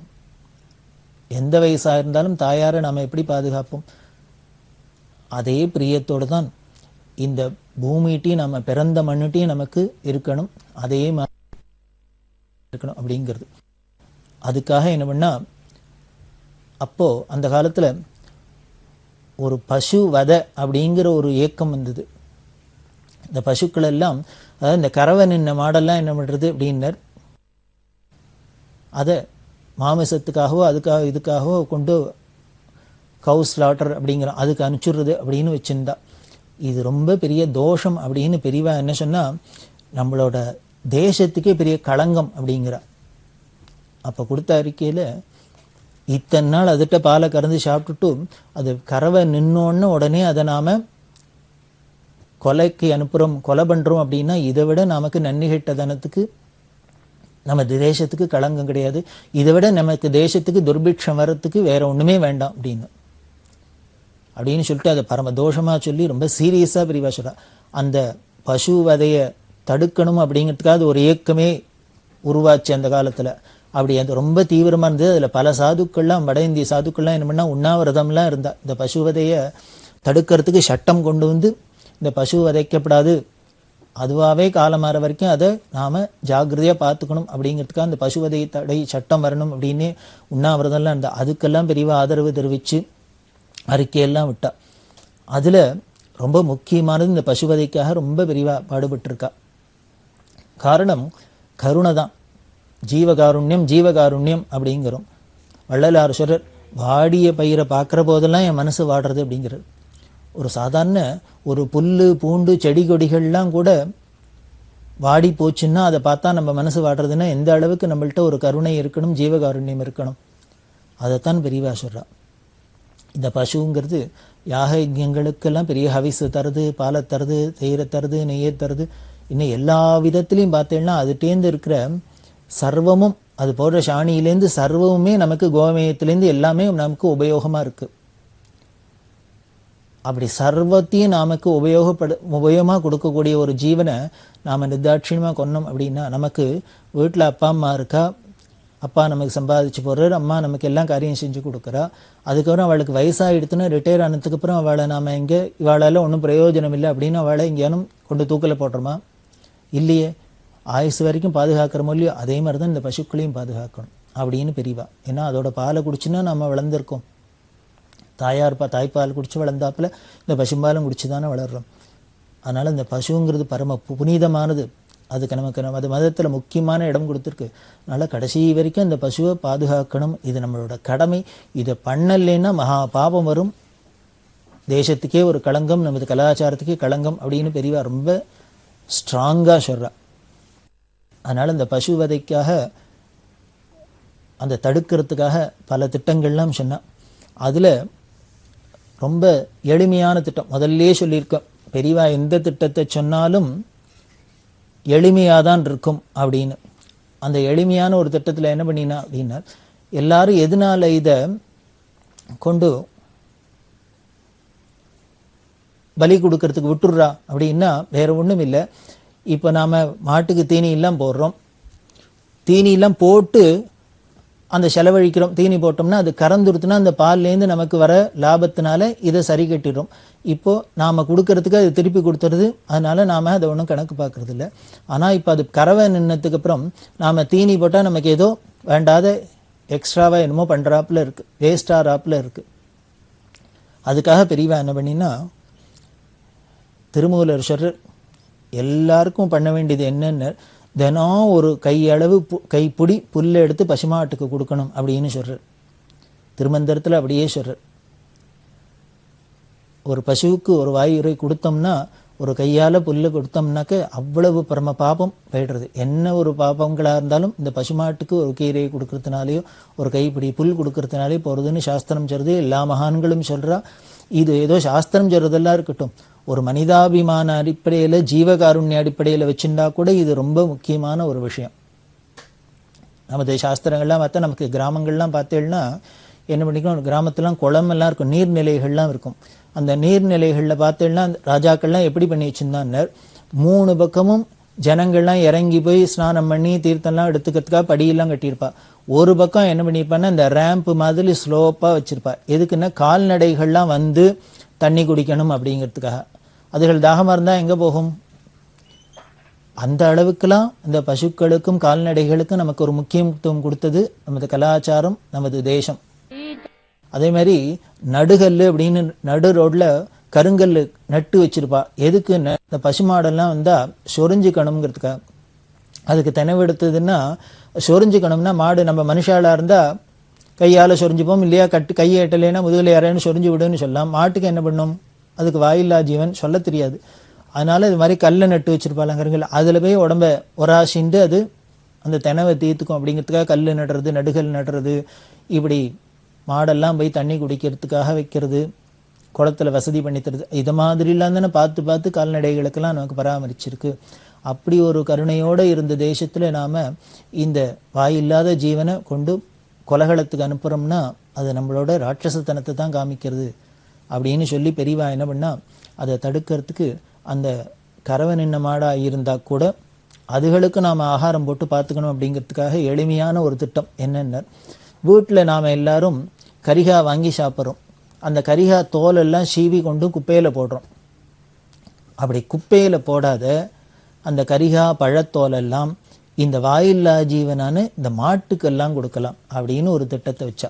கரிகா தோல் கிருஷ்ணமூர்த்தின்னே ஒருத்தர் மடத்தில் ரொம்ப பிரசித்தமாக இருந்தார். அவர் பேர் கிருஷ்ணமூர்த்தி. அவர் வாராவாரம் கரிகா தோலை கொண்டு கொடுக்கறதுனால இப்போ இந்த வீடு வீடாக போய் கலெக்ட் பண்ணி கொடுத்ததுனாலே கரிகா தோல் கிருஷ்ணமூர்த்தின்னு பேர். அவர் சின்ன பையனாக இருக்கிறதே பெரியவா அப்பா தரிசனத்துக்கு அழிச்சுன்னு வந்தா அந்த பையன்கிட்ட கிருஷ்ணமூர்த்தி சின்ன பையனாக இருக்கார். அவர்கிட்ட பெரியவா கேட்குறா, உங்கள் தாத்தா என்னவா இருந்தார், எப்படி இருந்தார் உனக்கு தெரியுமா அப்படின்னு. உடனே அந்த பையன் சொன்னான், அவள் தாத்தா புதுக்கோட்டையில் கோர்ட்டில் ஜட்ஜாக இருந்தார். எங்கள் தாத்தா ஜட்ஜாக இருந்தா புதுக்கோட்டை கோர்ட்டில் அப்படின்னு. தெரியுமா, அப்போ நீனும் அவரை மாதிரி வருவியா அப்படின்னா. இது முதல் தரிசனத்தில் இவ்வளவுதான். அந்த பையனுக்கு ஒன்றும் புரியல. புதுக்கோட்டையில் தாத்தா பெரிய ஜட்ஜாக இருந்தா நம்மளையும் அது மாதிரி வருவியான்னு தெரியல. பிற்காலத்தில் நம்ம வக்கீலாக போய் அந்த ஜட்ஜாக வர போகிறோமோ தெரியாது. அந்த குழந்தை அது சீரியஸ் இடத்துல விட்டுட்டா. அதுக்கப்புறம் பல காலங்கட்டங்கள் ஆயிடுத்து. இந்த கிருஷ்ணமூர்த்தி பேங்க்கில் உத்தியோகமாக ஆயிட்டார். அவர் படித்து உத்தியோகத்துக்கு போய் பேங்க்கில் உத்தியோகமாக இருந்தார். இவரோட லைனே மாறி போயிடுது. சட்டம்ங்கிறது இல்லாத வேறு ஏதோ கணக்கில் அக்கௌண்ட்ஸில் வந்துட்டார். பேங்க்கில் உத்தியோகமாக போயிட்டார். இப்படி அப்புறம் பெரியவாளை அடிக்கடி தரிசனத்துக்கு வந்துனுக்கிறது. ஒரு நாளைக்கு தோணித்து, பெரியவா நம்மளை கேட்டா தாத்தா மாதிரி வருவியான்னு. ஆனால் நம்ம தாத்தா மாதிரி வரல, நம்மளோட லைனே மாறி போயிடுத்தே அப்படின்னு நினச்சிருந்தார்.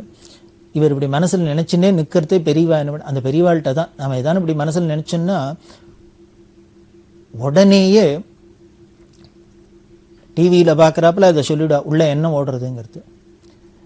இந்த கிருஷ்ணமூர்த்தியை பார்த்து சொல்கிறா, இவன் பேரன்னா இவன் தாண்டா பேரம், தாத்தாக்கு ஏற்ற பேரன்னா இவன் தாண்டா பேரம் அப்படின்னு. பாரு இவனோட பேரும் கிருஷ்ணமூர்த்தின்னு இருக்கு, அவ தாத்தா பேரும் கிருஷ்ணமூர்த்தி. அதாவது தாத்தாவோட பேரை இந்த குழந்தைக்கு வைக்கிறதுனால இவனுக்கு பேரன்னு பேர், பேருக்குடையவன் பேரன்னே பேர், அந்த உறவே அதில் தான் சொல்லியிருக்கு. அதே மாதிரியே அவரோட பேரையே வச்சுட்டு இருக்கான். அவர் என்கிட்ட ரொம்ப பிரியமா அடிக்கடி வந்து தரிசனம் பண்ணுவார், வந்துட்டே இருப்பார். அதே மாதிரியே இவனும் அடிக்கடி வரான் அப்படின்னா இவனும் வந்துட்டு இருக்கான் அப்படின்னோடனே இப்போதான் இந்த கிருஷ்ணமூர்த்திக்கு சரேர்னுது. என்னென்ன பெரியவா எப்போ கேட்டாலும் இல்லையோ உங்க தாத்தா என்னவா இருந்தார், அவரை மாதிரி நீனும் வருவியா அப்படின்னா இவர் என்ன நினைச்சுட்டு அவர் மாதிரி ஜட்ஜா வருவியான்னு பெரியவா கேட்டாளாக்கும் அப்படின்னு. இப்போ பெரியவா கேட்டதோட அர்த்தம் புரிஞ்சுருத்தோ. அதை பெரியவா கேட்கல, அவரை மாதிரி தாத்தா பெரியவாள்கிட்ட பக்தி பண்ணிட்டு அடிக்கடி வந்து தரிசனம் பண்ணி பெரியவாளை கைங்கரியம் பண்ணாப்புல இவனும் வருவனாங்கிறத கேட்டிருக்கா அப்படின்னு இப்போ புரிஞ்சுட்டுது. இப்போதான் அவருக்கு இந்த சந்தேகம் தீர்ந்தது. பெரியவா அவ தாத்தா மாதிரி இவனும் வருவனான்னு கேட்டதோட அர்த்தம் புரிஞ்சு கொடுத்து பரம சந்தோஷப்பட்டு பெரியவா வாக்காலே அப்ரிஷியேட் பண்ணிட்டாளே அப்படின்னு. அப்படி வந்துட்டு இருக்கிறவட்ட அவர் என்ன பண்ணார், அவ காலனியில் ஒரு கோவில், அம்பாள் கோவில் கட்டுறதுக்கு ஒரு கமிட்டியெல்லாம் போட்டு ஏற்பாடு பண்ணியிருந்தா. அதில் 2 பேர் முக்கியமாக செயலராக இருந்து அவள் கட்டுறதா இருந்தது. அவளை அழிச்சுன்னு பெரியவா தரிசனத்துக்கு வந்தார். இந்த கிருஷ்ணமூர்த்தி சொன்னார், இவா 2 பேரும் இந்த பக்கத்தில் இந்த கருமாரியம்மன் கோவில் கட்டணும்னு ஏற்பாடு பண்ணியிருக்கா, இந்த கமிட்டியில் இருக்கா, அவள் பெரியவா அனுகிரகத்தை கேட்குறா அப்படின்னு. பெரியவா சொன்ன அவள் வைஷ்ணவா, அவள் வந்தவா 2 பேரும் வைஷ்ணவா, அவள் வைஷ்ணவாடா, ஆமாம் அப்படின்னு. அவளுக்கு இந்த சமாசிரயணம் ஆயிடுத்தா கேளு அப்படின்னு. ஆயிடுத்து அப்படின்னு. நீ பெரியவா சொல்கிறா, இந்த கிருஷ்ணமூர்த்திட்ட உனக்கு தெரியுமா சமாசிரயம் என்னன்னு, எனக்கு தெரியாது அப்படின்னு. பெரியவா அதை பற்றி சொன்னான். சொல்லிவிட்டு அவள் ஆச்சாரியாள்கிட்ட அது மாதிரி சமாசிரயம் பண்ணிக்கிறது, அது பண்ணிட்டு விட்டாக்க அவள் வந்து வேற இது மாதிரி எந்த காரியம் பண்ணணும்னாலும் அந்த குருவோட ஆக்ஞையை வாங்கிக்கணும். அவள் சொன்னாதான் பண்ணலாம். அப்படி குருவோட சம்மதம் இல்லாத இது மாதிரி காரியத்தை பண்ணினா அது பலிக்காது. அதனால இவ அதில் பிரயோஜனம் ஈடுபட்டு பிரயோஜனம் இல்லை, வேண்டாம் அப்படின்னு விட்டா. அவளும் திரும்பி வந்துட்டா. என்னமோ தெரியல, இப்படி பெரியவா சொன்னதுக்கு அப்புறம் ஏதோ சில தவிக்க முடியாத காரணத்தினால அவள் 2 பேரும் ரிசைன் பண்ணிட்டா அந்த கமிட்டியிலேருந்து. அவள் ரிசைன் பண்ணோன்னு இந்த கிருஷ்ணமூர்த்திக்கு அந்த பொறுப்பு வந்துடுத்து. இவர் உடனே அந்த வேலையை எடுத்துன்னு பண்ண முடியுமா இருந்தது. பல லட்சங்கள் வசூல் பண்ணி இவர் கோவிலை கட்டி கும்பாபிஷேகம்லாம் பண்ணினார். அந்த கோவில் வேலை பண்ணிகிட்டே இருக்கிறதே அப்பப்போ பெரியவாள்கிட்ட தரிசனம் வந்து நிற்கிறது. இந்த பெரியவா சொல்லி இந்த கோவிலுக்கு அம்பாளை கோவில் கட்டி கைங்கரியம் பண்ணிருக்கேன், அதே மாதிரி பெரியவாளுக்கும் கைங்கரியம் பண்ணணும்னு ஆசையாக இருக்குது, பெரியவா அனுகிரகம் பண்ணணும்னு. உடனே பெரியவா சிரிச்சுட்டு, நீ அம்பாளுக்கு பண்ணுறியோ இல்லையோ, அம்பாளுக்கு பண்ணாலே எனக்கு பண்ணுறாப்புல தான், அதுவே போரும் அப்படின்ட்டா. சரி, இவருக்கு சந்தோஷம். அம்பாளுக்கு பண்ணுறது ஒன்று தான், பெரியவாளுக்கு பண்ணுறது ஒன்று தான், அதே மாதிரி பெரியவாளுக்கு பண்ணுறது ஒன்று தான், அம்பாளுக்கு பண்ணுறது ஒன்று தான், இதுக்கு நமக்கு விட கிடைச்சிருத்தோம் அப்படின்னு என்ன பண்ணார், இவர் சந்தோஷமாக அந்த கும்பாபிஷேகத்தெல்லாம் முடித்தார். முடித்தோடனே என்ன பண்ணினார், அந்த பதவியிலேருந்து அந்த செக்ரட்டரி போஸ்ட்லேருந்து ரிசைனும் பண்ணிட்டார், அதுலேருந்து விடுபட்டார். விடுபட்டுட்டு ஒரு தரம் பெரியவா தரிசனத்துக்கு வரத்தே பெரியவா அந்த கிருஷ்ணமூர்த்தி கிட்ட, உன்னால் வசூல் பண்ண முடியுமோ அப்படின்னா. நீ நிறையா வசூல் பண்ணுவியோ அப்படின்னா. இவருக்கு ஒன்றும் இல்லைன்னா திடீர்னு பெரியவா வசூல் பண்ண முடியுமா, வசூல் பண்ணுவியாங்கிற அப்படின்னா இவர் என்னன்னு பதில் சொல்கிறது. உடனே அவர் பிரசாதம் இருந்தார். பெரியவா சொல்கிறா, நமது சாஸ்திரங்களில் கோ சம்ரட்சணத்தை ரொம்ப முக்கியமாக சொல்லியிருக்கு. அந்த கோக்களை பாதுகாக்கணும் அப்படிங்கிறது நம்ம கடமையாக சொல்லியிருக்கு. அதனால நான் ஒரு விஷயம் எல்லாருக்கும் சொல்லின்னு இருக்கேன். இந்த முடிஞ்ச போது அவாவா தங்கள் ஏரியாவில் இருக்கிற இடத்துல இந்த வீணா குப்பையில் கொட்டுற கரிகா தோலெல்லாம் வாரத்துக்கு ஒரு தரமான கலெக்ட் பண்ணிட்டு வந்து அங்கங்கே இருக்கிற கோசாலையில் பசுமாட்டுக்கெல்லாம் கொடுக்கணும்னு. அதனால நீ என்ன பண்ணு, இன்னுமே வாரம் வியாழன் வெள்ளி உங்கள் காலனியில் உங்கள் ஏரியாவில் இருக்கிற எல்லாத்தையும் போய் சொல்லிவிடும். முன்னாலேயே வாரம் வியாழன் வெள்ளியில் அவள் சேர்க்கிற அந்த கரிகா தோலெல்லாம் வெளியில் கொட்டிடாத வீட்டிலேயே வச்சுக்க சொல்லு. நீ சனிக்கிழமை அன்னைக்கு கார்த்தால போய் எல்லார் வீட்டிலேருந்து அந்த கரிகா தோல் பழத்தோல் எல்லாத்தையும் வாங்கிட்டு வா. வாங்கிட்டு வந்து நேராக இங்கே கொண்டு வந்து மடத்தில் கோஷாலை இருக்குது, இங்கே உள்ள இந்த பசுமாட்டுக்கெல்லாம் கொடு அப்படின்னு. அப்புறம்தான் புரிஞ்சுது, வசூல் பண்ணுவேனோ இதை காசு பணத்தை பெரியவா மீன் பண்ணல, இந்த கரிகாத்தோல் வசூலை தான் சொல்லியிருக்க அப்படின்னு. ஆஹா பண்ணுறேன்னு பரமபாக்கியம் அப்படின்ட்டு பண்ண ஆரம்பிச்சார். இது மாதிரி பல வருஷங்கள் பண்ணியிருந்தார். பல வருஷங்கள் பண்ணிட்டு இருக்கிறதே அதுக்கு பலன் என்னன்னு ஜெயேந்திர சரஸ்வதி சுவாமிகள் அந்த கிருஷ்ணமூர்த்திகிட்ட சொன்னார், மாம்பழத்தில் ஒரு கோசாலை வைக்கணும்னு ஆசையாக இருக்குது, கோசம்ரட்சணம் நமக்கு முக்கியமாக சொல்லிக்கு பெரியவான சொல்லிக்கா, அதனால் மாம்பழத்தில் நீ ஒரு கோசாலை பண்ணணும் அப்படின்னு சொல்ல 1977 வருஷம் மாம்பழம் சங்கர மடத்துக்கு பின்னால் ஒரு கோசாலையை இந்த கிருஷ்ணமூர்த்தி தான்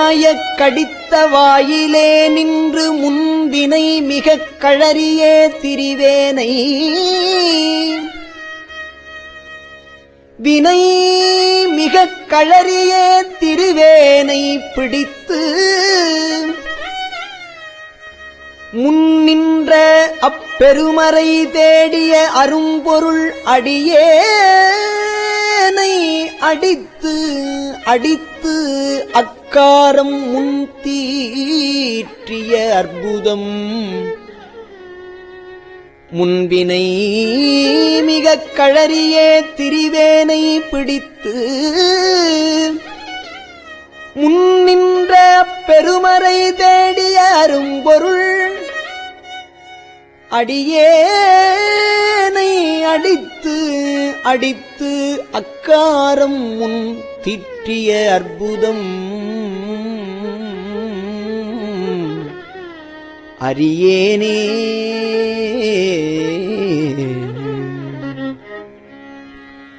பொருந்தும் இப்பிறப்பு இறப்பு இவை நினையாது பொய்களே புகன்று போய்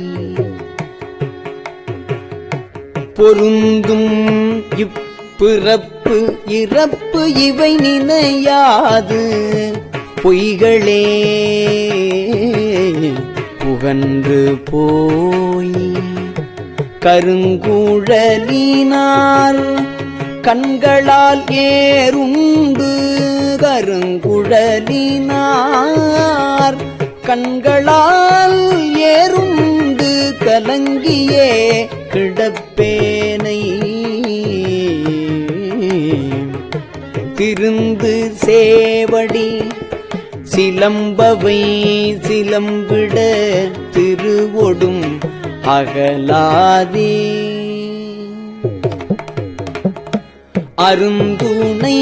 அருந்துணைவனாய்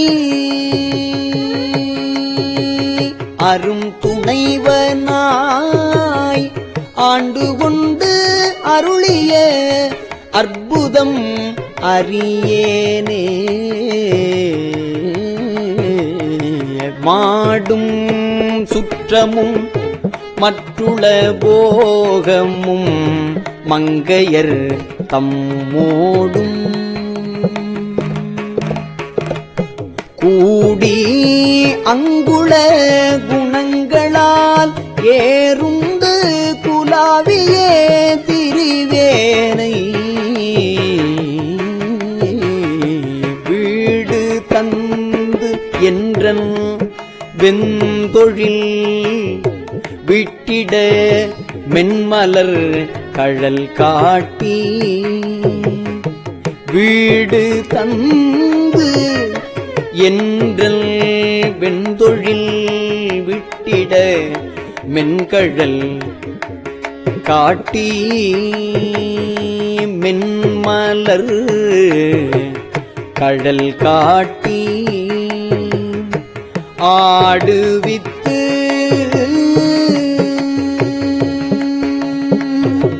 ஆடுவித்து எனது அகம் புகுந்து ஆண்டதோர் அற்புதம் அறியேனே.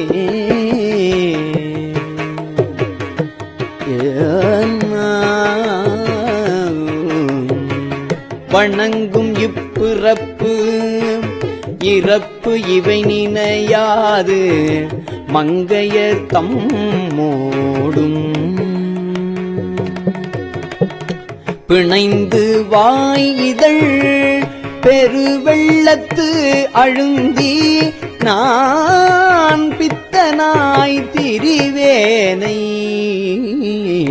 குணங்களும் குறிகளும் இலா குணக்கடல் கோமளத்தோடும் கூடி அணைந்து வந்து ஏனை ஆண்டு கொண்டருளிய அணைந்து வந்து எனை ஆண்டு கொண்டருளிய அற்புதம் அறியேனே.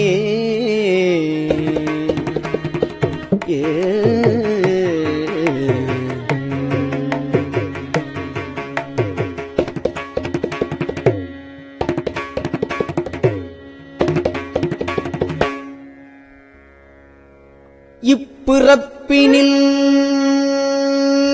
இணை மலரு கொய்து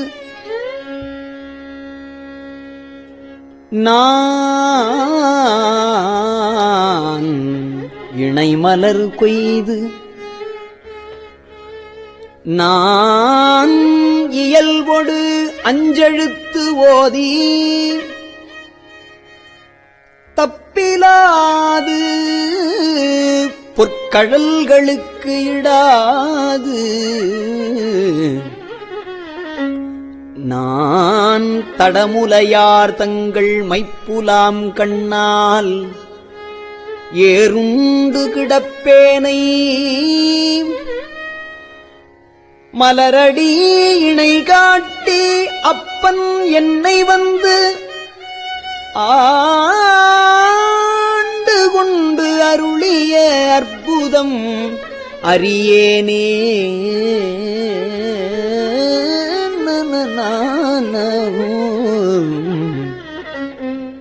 ஊசலாட்டும் இவ்வுடல் உயிராயின இருவினை அறுத்து என்னை ஓசையால் உணர்வார்க்கு உணர்வறியவன் உணர்வு தந்து ஒளியாக்கி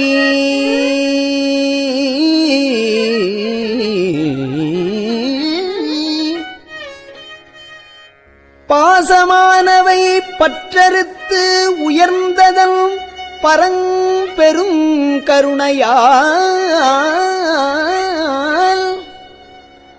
ஆசை தீர்த்து அடியார் அடிகூட்டிய அற்புதம்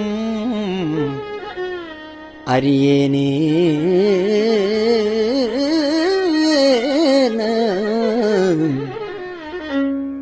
பொச்சையான இப்பிறவியில் கிடந்து நான் புழுத்தலை நாய் போல இச்சையாயின ஏழையற்கே செய்து அங்கு இணங்கியே திரிவேனை இச்சகத்து அரி அயனும் எட்டாத தன் விரை மலர் கழல் காட்டி அச்சன் என்னையும் ஆண்டு கொண்டு அருளிய அற்புதம் அறியேனே.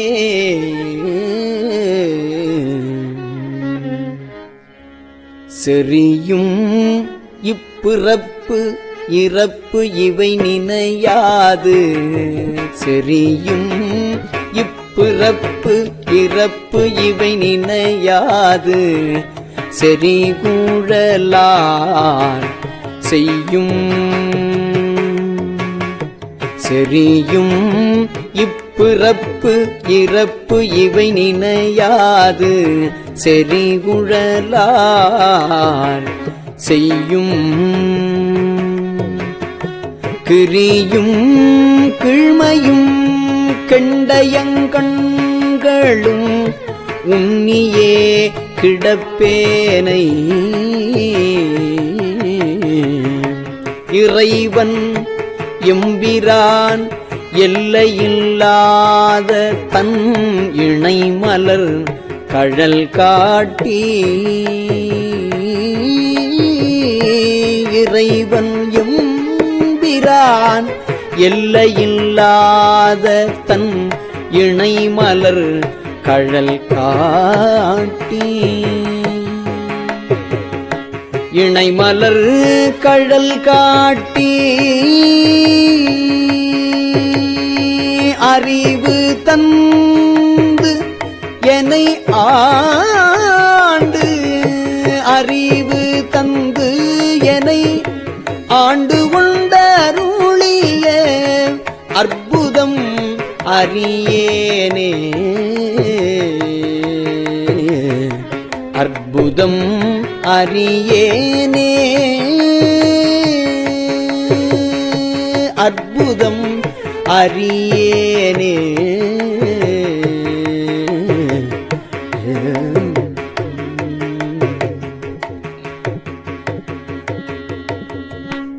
திருச்சிற்றம்பலம்.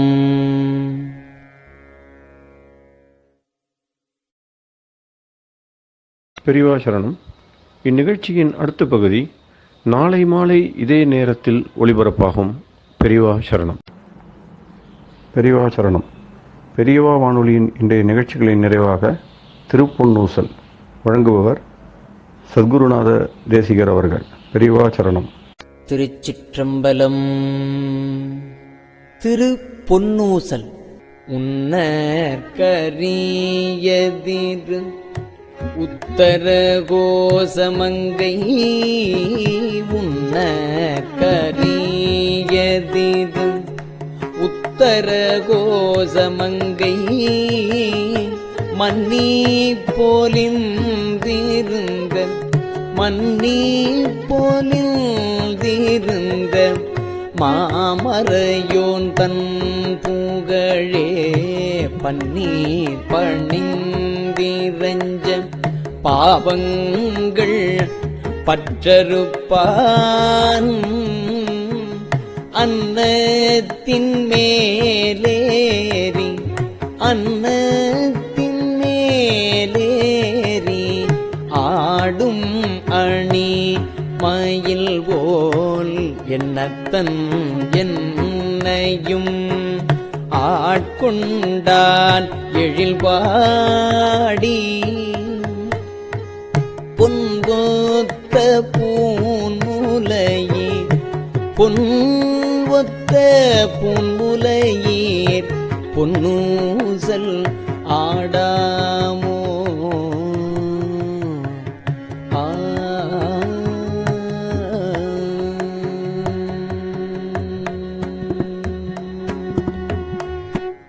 திருச்சிற்றம்பலம். கஞ்சிவல காமாட்சி தன் குழந்தாய் சங்கரரே கஞ்சிவல காமாட்சி தன் குழந்தாய் சங்கரரே குரு சந்திரசேகரரே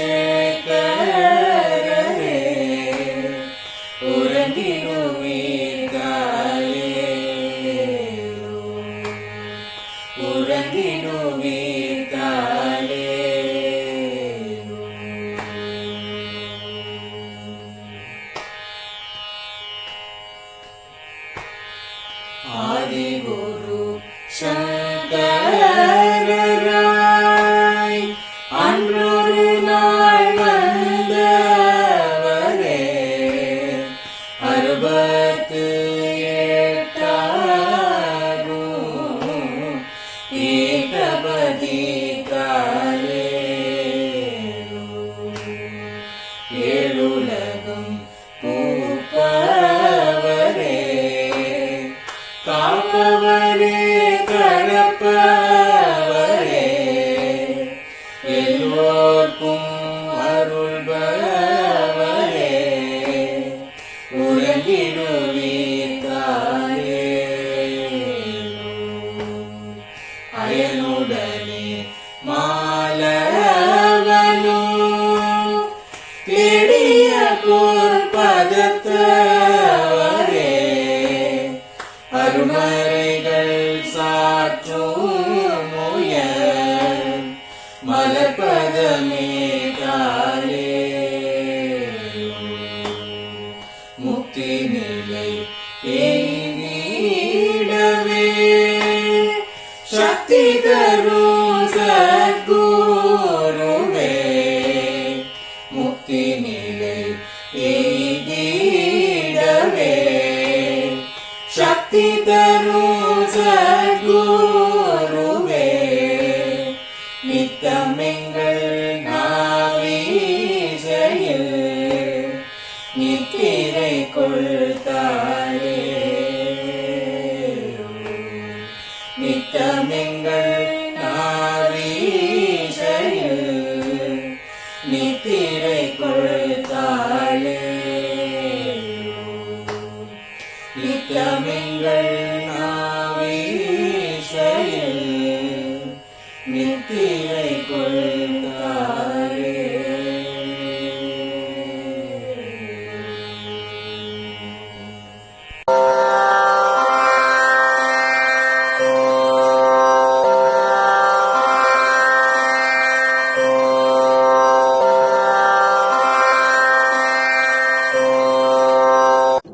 பெரியவாசரணம். பெரியவா வானொலியின் மாலை நிகழ்ச்சிகள் இத்துடன் நிறைவடைகின்றன. எமது அடுத்த ஒளிபரப்பு நாளை காலை இந்திய நேரப்படி 6 மணிக்கு துவங்கும். பெரியவாசரணம்.